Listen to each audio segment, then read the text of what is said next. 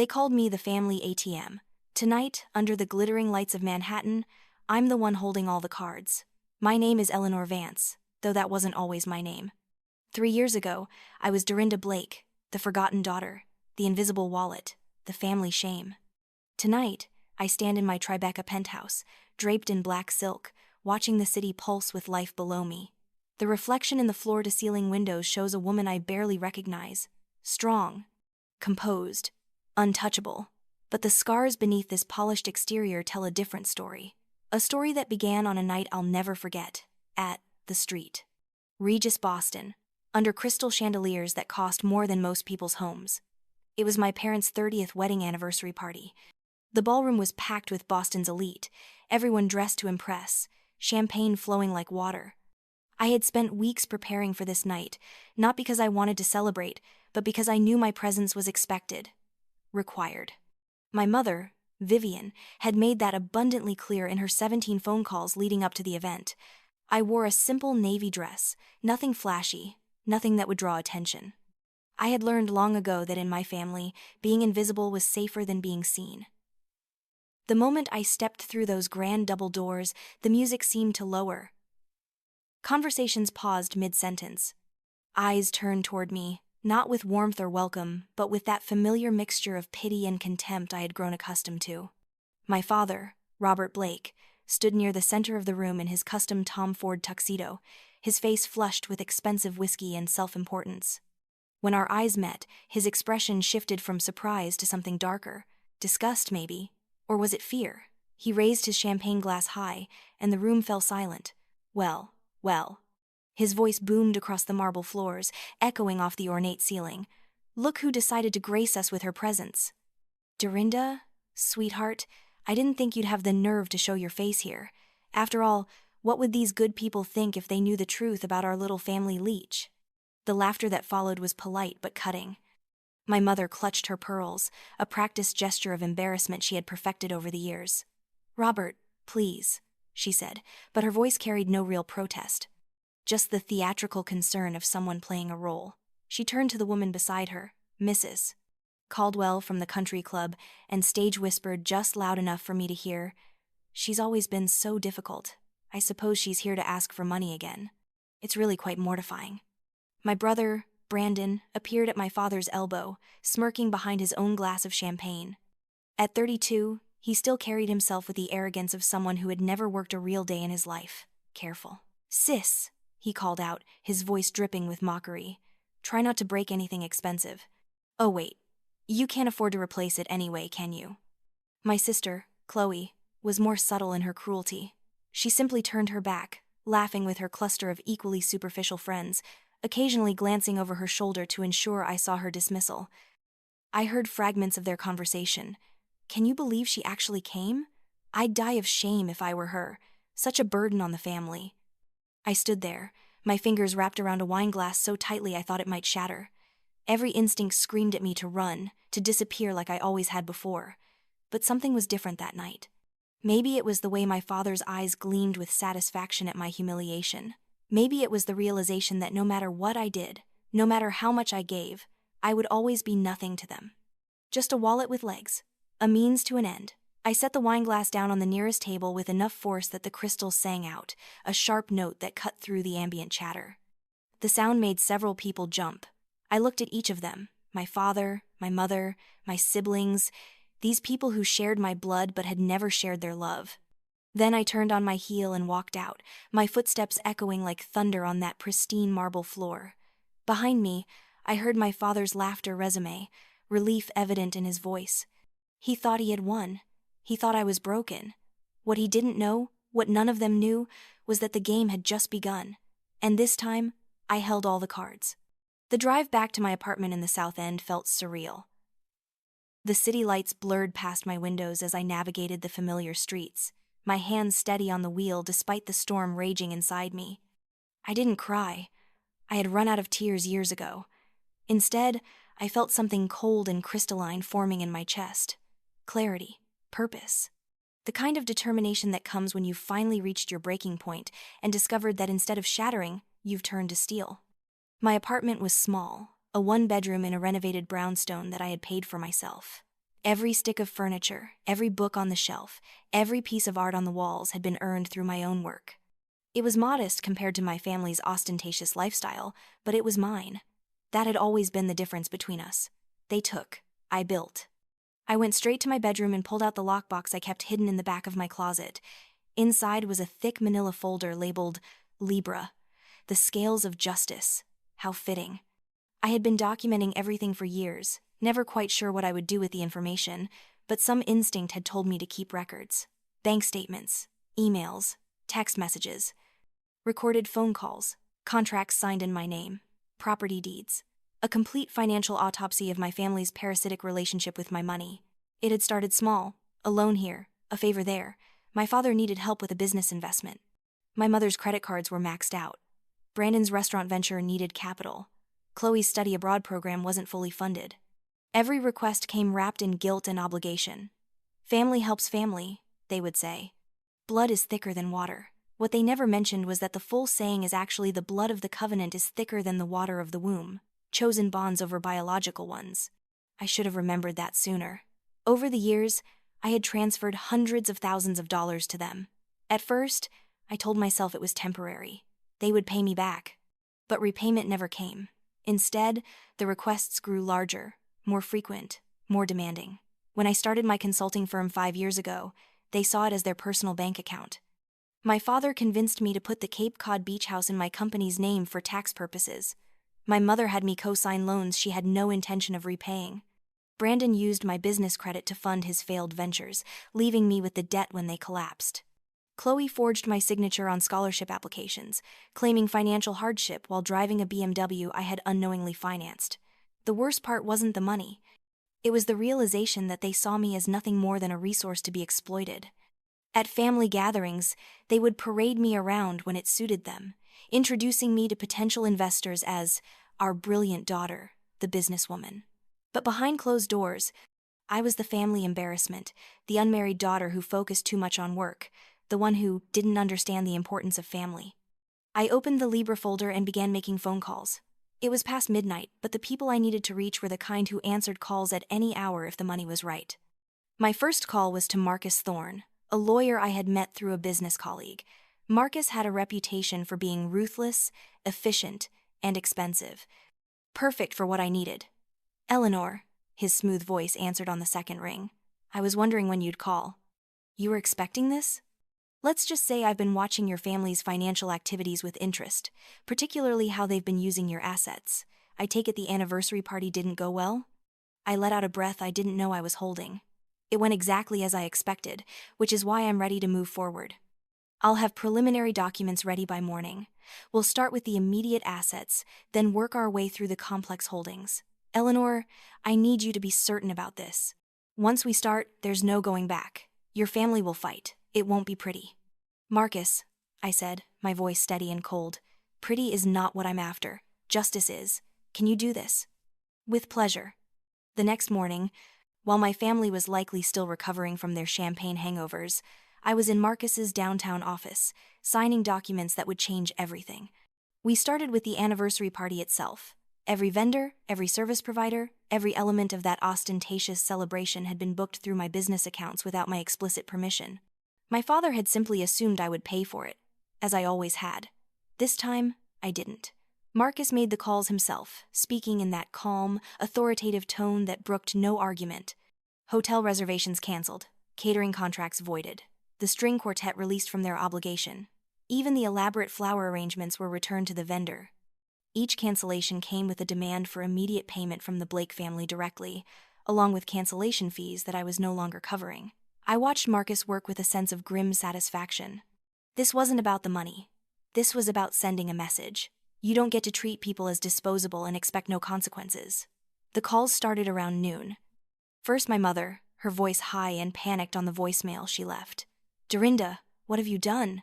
The hotel is saying we owe them $50,000. They're threatening to sue.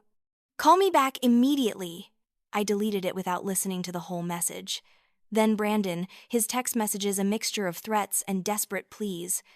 You're going to destroy Dad's reputation. Is that what you want? To ruin the family name? We can fix this. Just call off the lawyers. My father didn't call.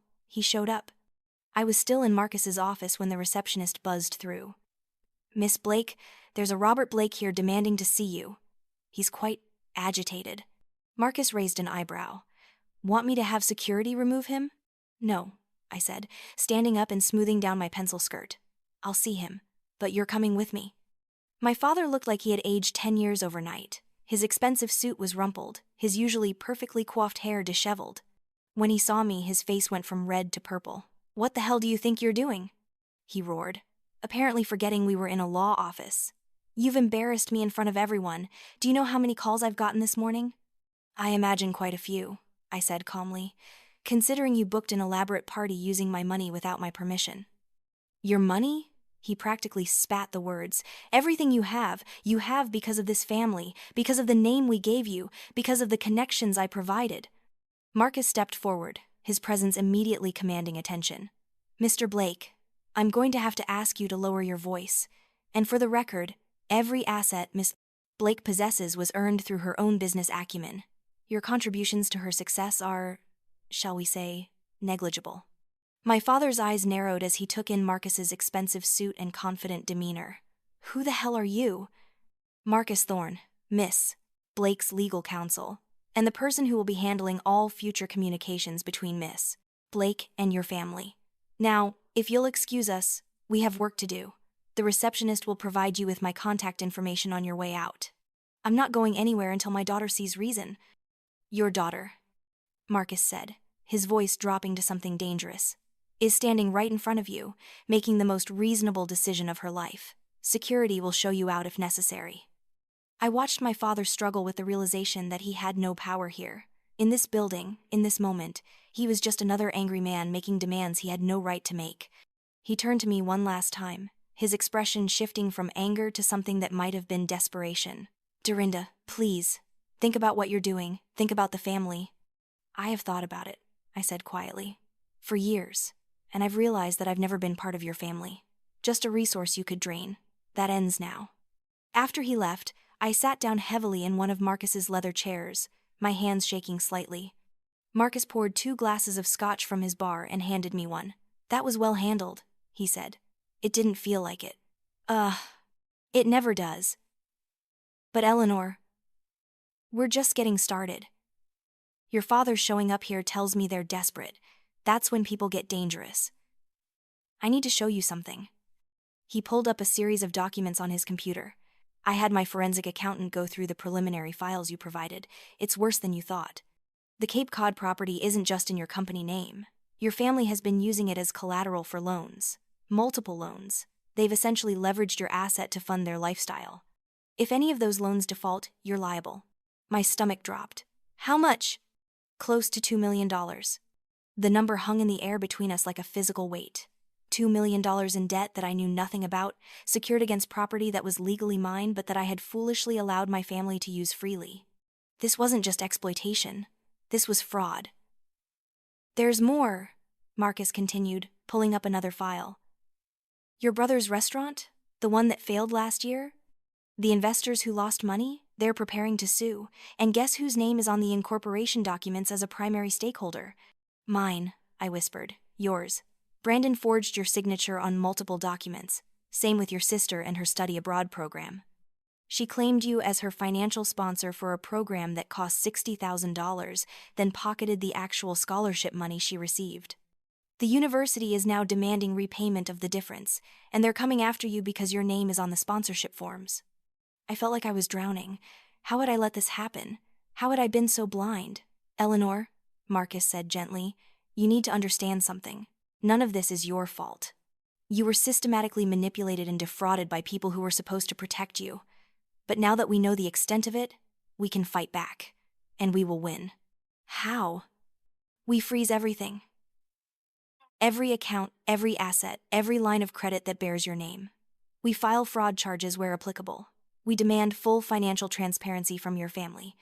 And we make it very clear that their gravy train has not just stopped, it's been permanently derailed." Over the next 72 hours, Marcus and his team worked like a surgical strike force. Every financial thread connecting me to my family's debts and schemes was cut. Every asset that was legally mine was frozen and removed from their access. Every fraudulent document was flagged and reported to the appropriate authorities. The response was immediate and explosive. My phone rang constantly with calls I didn't answer. Text messages poured in, ranging from manipulative pleading to outright threats. My mother left voice messages that would have been comical if they weren't so delusional. "How can you do this to us? We're your family. You're going to make us homeless. You're a monster." Brandon's messages were angrier, more desperate. "You've ruined me. The investors are circling like sharks. I'm going to lose everything because of you. I hope you're happy." Chloe tried a different approach, sending long emotional texts about how much she loved me, how she had always looked up to me, how we could work through this as sisters. It might have worked if I hadn't already seen the messages she was posting on social media, painting herself as the victim of a cruel, vindictive sister who had suddenly turned on the family without cause. My father, true to form, went straight to the nuclear option. He hired a lawyer, some aggressive pit bull type with a reputation for nasty divorces and bitter family disputes. They filed a lawsuit claiming that I had stolen family assets, that the Cape Cod property was rightfully theirs, that I had manipulated them into signing documents they didn't understand. It was so absurd it would have been funny if it wasn't so infuriating. Marcus's response was swift and devastating. He released a carefully worded statement to the press, accompanied by just enough documentation to make it clear who the real victim was in this situation: Eleanor Blake. Successful entrepreneur and businesswoman, has recently discovered that members of her family have been systematically defrauding her for years, using her assets without permission and forging her signature on legal documents. Miss Blake is currently working with authorities to address these crimes and will be pursuing all available legal remedies. The story hit the local news like a bomb. Suddenly, the Blake family's dirty laundry was being aired in public. Reporters started digging into my father's business dealings, discovering a pattern of financial mismanagement and questionable ethics. My mother's social media accounts, full of photos of expensive vacations and designer clothes, became evidence of a lifestyle funded entirely by their daughter's hard work. Brandon's failed businesses were cataloged in detail, each one revealing a pattern of incompetence and poor judgment. Even Chloe's academic credentials came under scrutiny, with the university confirming that she had indeed received full scholarship funding while claiming poverty to me. The court of public opinion turned against them swiftly and brutally. The same society circles that had once welcomed them now shut their doors. The country clubs, the charity galas, the networking events, all of it evaporated overnight. My father was quietly asked to resign from several boards. My mother's book club mysteriously disbanded. Brandon's investors publicly distanced themselves from him. Chloe lost her position as a guest lecturer at the community college. And me? I changed my name. Dorinda Blake died in the ashes of that old life. Eleanor Vance rose in her place. The surname came from an ancestor on my mother's side, a woman I had never met but whose diaries I had read as a child. She had been a suffragette, a woman who fought for her rights when the world told her she had none. It felt appropriate. I also moved. The South End apartment, nice as it was, carried too many memories. I found a penthouse in Tribeca, all glass and steel and modern lines. It felt like living in the clouds, separate from the mess below. I hired an interior designer who understood my vision. Clean, powerful, untouchable. Every piece of furniture, every work of art, every detail was chosen to reflect who I was becoming, not who I had been. My business thrived. Freed from the constant drain of family demands, I expanded into new markets, hired talented people who shared my vision, and watched my company grow beyond my wildest dreams. Within a year, my consulting firm had tripled its client base. Within 2, we had offices in 3 cities. My success was no longer a secret shame, something to be exploited by others. It was mine, publicly acknowledged and celebrated. But the legal battle wasn't over. If anything, it was just beginning. The court date was set for a cold November morning. Suffolk County Superior Court, downtown Boston. I arrived early with Marcus, both of us dressed for war. He wore his most intimidating suit, and I chose a tailored black dress with a structured jacket that made me look like I could buy and sell the entire courtroom. Which, honestly, I probably could. The courtroom was packed. News of the case had spread, and reporters lined the back rows, cameras ready. I saw faces I recognized from my old life, former family friends who had come to watch the spectacle. I wondered whose side they thought they were on. My family arrived together, a united front that would have been touching if it wasn't so calculated. They looked diminished somehow, smaller than I remembered. My father's suit was off the rack, something I had never seen him wear before. My mother's designer bag was last season's model. Brandon looked like he hadn't slept in days. Chloe kept her eyes down, refusing to meet my gaze. When they saw me, my mother actually gasped. I suppose I did look different. Not just the clothes or the hair, but something deeper. I carried myself differently now, like someone who knew her worth. The proceedings began, and Marcus was magnificent. He presented our evidence methodically, building a case so airtight that even my family's expensive lawyer looked uncomfortable. Bank statements showing unauthorized transfers, emails proving knowledge of fraud, forged signatures verified by handwriting experts, testimony from business partners who confirmed that I had never authorized the use of my name or assets. The defense tried to paint me as vindictive, as a woman who had suddenly turned on her loving family for no reason. My father took the stand and actually shed tears, talking about how proud he was of me, how he had always supported my dreams, how devastated he was by my accusations. Marcus destroyed him on cross-examination. Mr. Blake, you say you've always supported your daughter's career. Can you tell us the name of her company? My father blinked, caught off guard. Well, it's a consulting firm. The name Mr. Blake. I don't recall the exact name at the moment. It's Vance Strategic Solutions. She founded it 5 years ago. You've never visited the office, have you? I've been very busy with my own business. Ah, yes, your business. The one that declared bankruptcy last year. The one that owed Miss Blake, then Miss Blake, over $300,000 in unpaid loans. Loans you requested for temporary cash flow issues that you promised to repay within 6 months. That was 4 years ago, wasn't it? My father's lawyer objected, but the damage was done. The jury had seen it.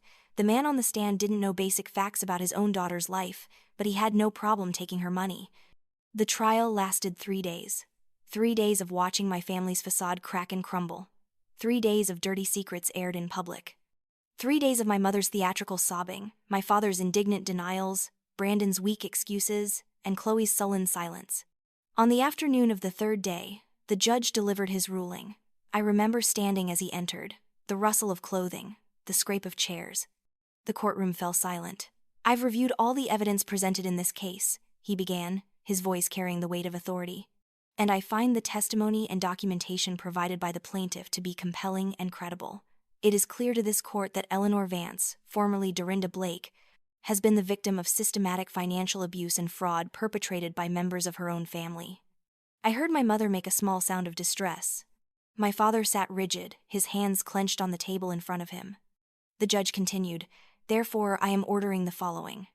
First, the property known as Cape Cod Villa, currently held in the name of Vance Strategic Solutions, is confirmed as the sole property of Eleanor Vance. The Blake family is to vacate the premises within 30 days and surrender all keys and access codes." My mother burst into tears. Real ones this time, I thought. Second, all outstanding debts incurred using Miss Vance's name, credit, or assets without her express written consent are hereby declared the sole responsibility of the individuals who incurred them. Miss Vance is released from any and all liability. Brandon dropped his head into his hands. His lawyer whispered something urgently in his ear. Third, the defendants are ordered to pay restitution to Mrs. Vance in the amount of $873,000, representing documented financial damages, legal fees, and emotional distress. The number hit the room like a shockwave. Nearly $1 million. It was more than they had, more than they could possibly pay, and everyone knew it. Finally, the judge said, his tone hardening, "I am referring this case to the district attorney's office for potential criminal prosecution on charges of fraud, forgery, and identity theft. The evidence presented here suggests crimes that extend beyond civil liability." My father stood up so fast his chair fell backward. "Your Honor, please, you can't." The judge's gavel cracked like a gunshot. "Mr. Blake, you will sit down and remain silent, or I will hold you in contempt. This court is adjourned." The aftermath was chaos. Reporters surged forward, shouting questions. My family huddled together, my father arguing intensely with their lawyer, while my mother sobbed into her hands. Chloe was already on her phone, probably trying to spin the story on social media. Brandon just sat there, staring at nothing. Marcus guided me out through a side door, away from the crowds. We didn't speak until we were in his car, pulling away from the courthouse. Then he smiled. a rare expression of genuine satisfaction. "We won." "We did," I said, but the words felt strange in my mouth. I had expected to feel triumphant, vindicated, powerful. Instead, I felt hollow, empty. Like I had won a war but lost something I couldn't name. Marcus seemed to sense my mood. "It's normal to feel conflicted," he said. "They're still your family, in a sense. Your brain remembers the good times, even if there weren't many. But Eleanor, what you did today, that took courage. Real courage. You stood up for yourself when no one else would." "I know," I said quietly. "I know I did the right thing. It just doesn't feel the way I thought it would." "Give it time. The feeling will come." He was right, but it took longer than I expected. The weeks following the verdict were strange. I went through the motions of my daily life, running my company, meeting with clients, but part of me felt disconnected, like I was watching myself from a distance. The texts and calls from my family didn't stop. If anything, they intensified. My mother's messages became increasingly unhinged, swinging wildly between guilt-tripping and outright hostility. "I hope you're happy now that you've destroyed us. Your father is talking about suicide. Is that what you wanted? To kill your own father?" I knew it was manipulation. I knew it was one final attempt to make me feel responsible for their choices. But knowing something intellectually and feeling it emotionally are two different things. Some nights, I lay awake wondering if I had gone too far, if there had been another way. Then I would remember the night at the Street Regis. I would remember the contempt in their eyes, the casual cruelty in their words. I would remember every time I had given them money, every promise they had broken, every time they had chosen their own comfort over my well-being. And I would know, with absolute certainty, that I had done exactly what needed to be done. The Cape Cod house was the next battle. My father refused to leave, insisting that the property was morally his regardless of what the court said. He even changed the locks, as if that would somehow prevent me from accessing my own property. It was a pathetic gesture, but one that required a legal response. Marcus handled it efficiently. We filed for an order of eviction, backed by the court's ruling. When that didn't work, we sent the sheriff. I wasn't there for the actual eviction, but Marcus sent me photos afterward. The house looked ransacked, like they had deliberately destroyed things on their way out. Holes punched in walls, mirrors shattered, even some of the furniture broken. It was petty and childish and so very typical of them. They couldn't keep it, so they made sure I wouldn't enjoy it either. I hired contractors to repair the damage, then made a decision that felt both impulsive and perfectly right. I would auction the house. Not quietly, not through a discreet real estate agent, but publicly. I wanted my family to see it, to understand that the life they had built on my back was truly over. I wanted them to watch, as someone else, someone who had actually earned their money, bought the property that had been stolen from me. The auction was scheduled for a crisp Saturday in December. I hired one of Boston's premier auction houses, the kind that handles estate sales for old money families. They set up the event like a gala, with catered refreshments and a string quartet playing in the background. It was beautiful and cold and absolutely perfect. I stood on the second-floor balcony of the house, looking down at the crowd gathering below. Potential buyers in expensive coats, real estate investors with their calculators and serious expressions. And there, at the edge of the property, barely visible through the trees, I saw my family. They had come. Of course they had come. They couldn't resist watching their old life be sold to the highest bidder. My father stood with his shoulders hunched, looking older than I had ever seen him. My mother clutched his arm, her face hidden behind oversized sunglasses even though the day was overcast. Brandon and Chloe flanked them, all of them standing in a miserable little cluster, uninvited guests at the funeral of their former lifestyle. The auctioneer began, his voice carrying across the lawn. "Ladies and gentlemen, welcome to the auction of Cape Cod Villa, a stunning oceanfront property with 6 bedrooms, 4 bathrooms, and 200 feet of private beach. We'll start the bidding at $1 million. I watched as hands went up, paddles raised, numbers climbing. 2 million. 3 million. The house was worth every penny, its value inflated by the prime location and the scandal attached to it. People love buying notorious properties. It gives them a story to tell at dinner parties. When the gavel finally came down at $4.2 million, I felt something shift inside me. The money didn't matter. What mattered was the finality of it. That chapter of my life was over, sold, gone, irretrievable. I looked down at my family one last time. My mother had collapsed against my father, sobbing into his shoulder. Chloe was on her phone, probably posting something dramatic on social media. Brandon just stared at the house, his face unreadable. I felt nothing for them. Not anger, not satisfaction, not even pity. Just nothing. They were strangers now, people I had once known but no longer recognized. People who had shown me exactly who they were, and I had finally believed them. I turned away from the balcony and walked back into the house. The auction house staff was coordinating with the buyer, handling paperwork and logistics. Marcus appeared at my side, ever efficient. "The funds will be transferred by Monday," he said. "After the auction house takes their commission, you'll clear about $3.8 million. "Put it into the foundation," I said. "All of it." He raised an eyebrow. "All of it? Eleanor, that's a substantial amount. You could—" "I know what I could do with it. But this money, this house, it's all tainted. I don't want it. I want it to do something good. Something that would have helped someone like me, back when I needed help." The Phoenix Foundation had been my idea, born from late-night planning sessions with Marcus and a small team of advisors. It would provide financial literacy education, business loans, and mentorship to women trying to escape toxic family situations. Women who had been told they were worthless, who had been exploited and drained and cast aside.